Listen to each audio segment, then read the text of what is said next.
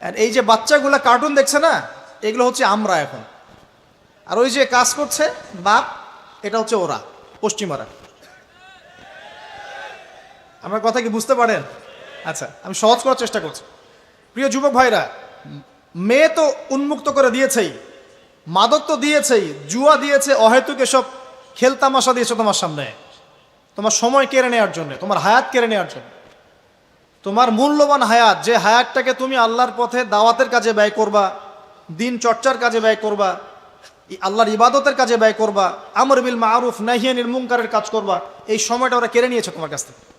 বুঝতে পারছো না তুমি? আবার নেশা দিয়ে তোমার ভিতরটা নষ্ট করে ফেলেছে, জেনা দিয়ে তোমার অন্তরের নূর নষ্ট করে দিয়েছে, ফ্রি মিক্সিং দিয়ে জেনা এবং তোমার যে পবিত্রতা, চারিত্রিক পবিত্রতা নষ্ট করে দিয়েছে। যদি একটা মুসলিম রাষ্ট্রের মধ্যে দুর্নীতি না থাকতো না, মুসলিম রাষ্ট্র বিশ্বকে নেতৃত্ব দিত ইনশাআল্লাহ। যদি কোনো মুসলিম রাষ্ট্রের মধ্যে দুর্নীতিটা না থাকতো না, তাহলে দেখতেন ওই রাষ্ট্র অবশ্যই বিশ্বকে নেতৃত্ব দিত ইনশাআল্লাহ। এমন অনেক অমুসলিম রাষ্ট্র আছে যেগুলো অমুসলিম হওয়া সত্ত্বেও ওদের মধ্যে কোনো দুর্নীতি নাই। আল্লাহ পাক আমাদের সবাইকে পরিপূর্ণ মুসলমান হওয়ার তৌফিক দান করুন। দেখেন, আল্লাহ পাক বলেছেন, উদখুলু ফিস সিলমি কাফা, তোমরা পরিপূর্ণরূপে ইসলামে প্রবেশ করো। এখন আমি যদি নামাজও পড়ি, আবার ঘুষও খাই, এদিকে রোজাও রাখি, আবার সুদও খাই, আবার এদিকে আমি হজমরাও করি, অন্যের সম্পদ আত্মসাৎ করি, মাপে কমও দেই, মজুদদারি করি ইত্যাদি, আমি কি পরিপূর্ণ মুসলিম? আমি কি উদখুলু ফিস সিলমি কাফার উপর আমল করতে পেরেছি? আর আল্লাহ পাক এখানে বলছেন, ওয়ালা তামুতুন্না ইল্লা ওয়া আনতুম মুসলিমুন, পরিপূর্ণ মুসলমান না হয়ে তোমরা মৃত্যুবরণই করিও না। করলেই সমস্যা। পরিপূর্ণ মুসলমান না হয়ে মারা গেলেই সমস্যা। কি সমস্যা? ওই যে আল্লাহ পাক বলবেন, মান রব্বুক, বলবে লা আদরি, আমি তো জানি না, কারণ পরিপূর্ণ মুসলমান হয়নি তো, আল্লাহর সাথে শিরিক করেছে। আল্লাহ পাক বলবেন, মা দীনুক, বলবে লা আদরি, আমি জানি না। মা দীনুক উত্তর কেমন করে দিতে পারবে? ইসলামের কিছু অংশ মানে, কিছু অংশ মানে না। ইসলামের কিছু অংশ মানে, নামাজ, রোজা, হজ, যাকাত, তাসবিহ, তাহলিল সবই মানে, কিন্তু সুদ ছাড়তে হবে, ঘুষ ছাড়তে হবে, জেনা করা যাবে না, মদ খাওয়া যাবে না, দুর্নীতি করা যাবে না, মানে না। তাহলে মা দীনুক কি উত্তর দিবে? মান নবিয়ুক, কে নবী? উত্তর কিভাবে সম্ভব? নবীর সুন্নতি তো নাই গায়ের উপরে, চেহারায় নাই, কাপড়ে নাই, চলাফেরায় নাই, ওঠা বসায় নাই, ইবাদতে থাকলেও অর্থনীতির মধ্যে নাই, অর্থনীতির মধ্যে থাকলেও সংস্কৃতির মধ্যে নাই, সংস্কৃতিতে থাকলেও সমাজে নাই। তো নবীর সুন্নত কি খালি ঘরে তসবিহ টেপার মধ্যেই? মানে আমরা খালি সুবহানাল্লাহ সুবহানাল্লাহ পড়বো, এটাই সুন্নত? দাড়ি ছেড়ে দিব, এটাই খালি সুন্নত? টাকনোর উপরে কাপড় পরবো, এটাই কি খালি সুন্নত?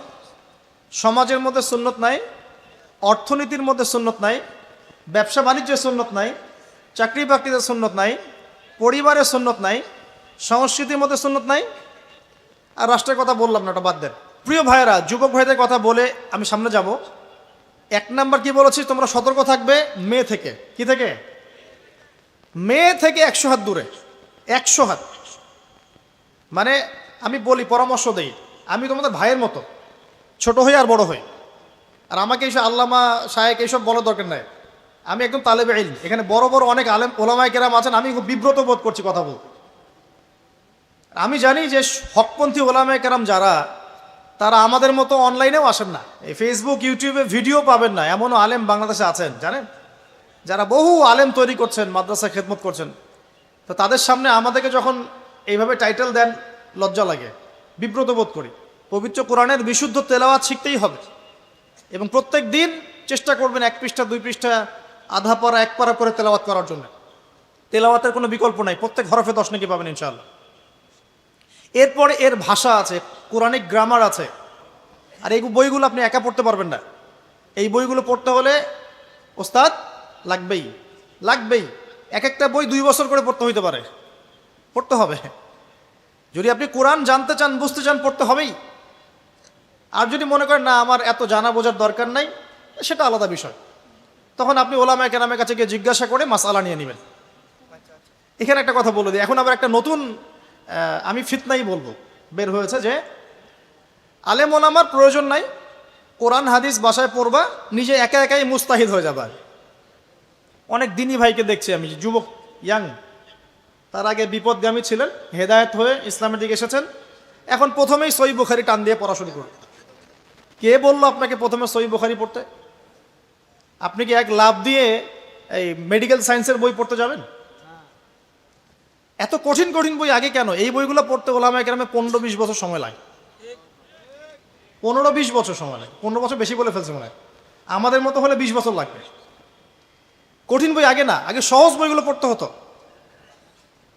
তো ভাবখানা তখন দেখা যায় এমন, কয়েকটা হাদিসের কিতাব পড়ে, কোরআনের কিছু অনুবাদ পড়ে, আলেম ওলামার আর দরকার নাই, কোনো মাযহাবেরও দরকার নাই, আমি নিজে একাই মুস্তাহিদ। একটা সমাজের মধ্যে মুস্তাহিদ মানুষের সংখ্যা কতজন থাকে? অল্প কিছু। বেশিরভাগ মানুষই তো অন্ধ অনুকরণ তাকলিদ করতে হবে তাকে। তখন এই যে আপনি আমার কাছ থেকে মাসআলাটা জানলেন, এই মাসআলা জেনে নেওয়াটা কি আপনার জন্য উচিত না অনুচিত? আপনার এই মাসআলা জেনে নেওয়াটা কি উচিত না অনুচিত? এই মাসআলা আমার কাছে বা আলেমের কাছে না জানলে কিভাবে শিখবেন আপনি? শেখার জন্য আপনাকে আসতে হবে না? এটাই মাযহাব, এটাই মাযহাব।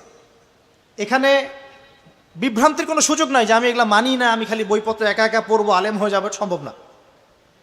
যখন আমরা কলেজে পড়তাম অনেক সময় মনে হতো যে হয়তো বা সম্ভব, যখন পড়া শুরু করেছি তখন দেখছি যে না, এই সমুদ্রে ডুব দেওয়া কেবল শুরু, এর তলানি খুঁজে বের করতে 100 বছর লাগবে মনে হয়। আল্লাহ ভালো জানেন। আল্লাহু আকবার। দিনের জ্ঞান তো বেশি। আলী রাদিয়াল্লাহু আনহু একটা কথা বলে দেই, দিয়ে সামনে যাচ্ছি।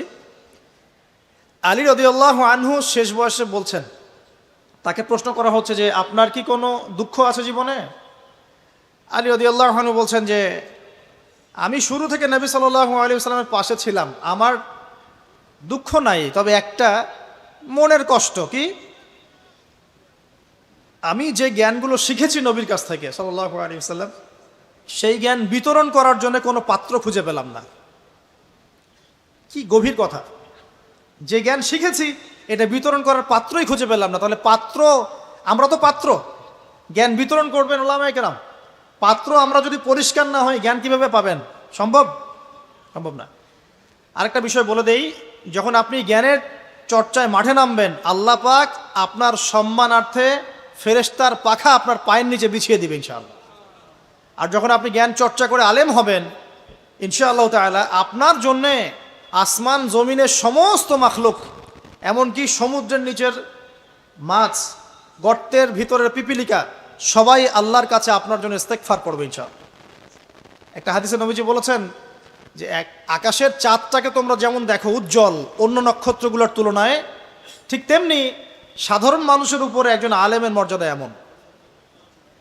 তো প্রিয় ভাইয়েরা, যুবক ভাইদেরকে বলছি, স্পেশালি আজকের লেকচারটা স্পেশালি তোমাদের জন্যই, যে এই ফাঁদগুলো থেকে বেঁচে থাকবে এবং এলেম অর্জন করবে।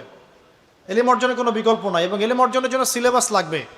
আর অনেক বইপত্র একা একা পড়তে পারবে না, আলেম ওলামাদের সংস্পর্শ লাগবেই, অন্যথায় পারবে না। এর পাশাপাশি আপনি সিরাতের বই পড়বেন, ইতিহাস পড়বেন, ইসলামিক অর্থনীতি পড়বেন, হ্যাঁ, ভূরাজনৈতিক প্রেক্ষাপটের বইগুলো পড়বেন, এগুলো ঠিক আছে। এবং জেনারেল লাইনে যেখানে পড়াশোনা করছেন, এই পড়াশোনাও কন্টিনিউ করবেন, এবং আপনার প্রতিভা দিয়ে আপনার জায়গা থেকেই ইসলামের খেদমত করবেন ইনশাআল্লাহ তাআলা। পারা যাবে না? আল্লাহ তৌফিক দান করুন। যুবক ভাইদের সামনে এই ফাঁদ। কেন ফাঁদ? কারণ যুবক ভাইরা যদি জীবনের উদ্দেশ্য জেনে ফেলে এবং ইসলাম প্রতিষ্ঠার কাজে আত্মনিয়োগ করে, তাহলে কুফফার শক্তি পালানোর জায়গা খুঁজে পাবে না ইনশাআল্লাহ। প্রিয় ভাইরা, আল্লাহ রাব্বুল আলামিন বলছেন মুমিনদেরকে, হে মুমিনরা, তোমরা আল্লাহকে ভয় করো। দেখুন, 6টা পিলারে বিশ্বাস না করা পর্যন্ত কেউ মুমিন হয় না। কয়টা পিলার? 1 নাম্বার হচ্ছে আল্লাহর প্রতি বিশ্বাস। 1 নাম্বার আল্লাহর প্রতি বিশ্বাস। 2 ফেরেশতা মণ্ডলীর প্রতি বিশ্বাস। 3 আসমানি কিতাব সমূহে বিশ্বাস। 4 নবী রসুলগণের প্রতি বিশ্বাস। 5 পরকালের প্রতি বিশ্বাস। এবং 6 তাকদীরের ভালো মন্দের প্রতি বিশ্বাস। এই 6টা পিলারকে মনে বিশ্বাস করতে হয়, মুখে স্বীকৃতি দেওয়া লাগে, এবং কাজেও বাস্তবায়ন করতে হয়, তারপর আপনি মুমিন হবেন ইনশাআল্লাহ। আল্লাহ পাক বলছেন আমাদেরকে, এই মুমিনদেরকে, তোমরা আল্লাহকে ভয় করো, ভয় করার মতো ভয় করো। এটার ব্যাখ্যা কি? ভয় করা মানে কি? শুধু নেক আমল করা মানেই আল্লাহকে ভয় করা নয়। আল্লাহ পাকের যত নিষেধ আছে, এই নিষেধগুলো ছেড়ে দেওয়ার নাম হলো আল্লাহকে ভয় করা। যদি আমি নামাজ পড়ি, প্রমাণিত হবে না যে আমি আল্লাহকে ভয় করি। আর হারাম ছেড়ে নামাজ পড়েন, হালাল খেয়ে নামাজ পড়েন, প্রমাণ হবে আপনি আল্লাহকে ভয় করেন। নামাজ পড়াটা একটু সহজ কাজ, কিন্তু এই হারাম রিজিক ছেড়ে দেওয়া এত সহজ কাজ নয়। রোজা রাখা সহজ কাজ তুলনামূলক,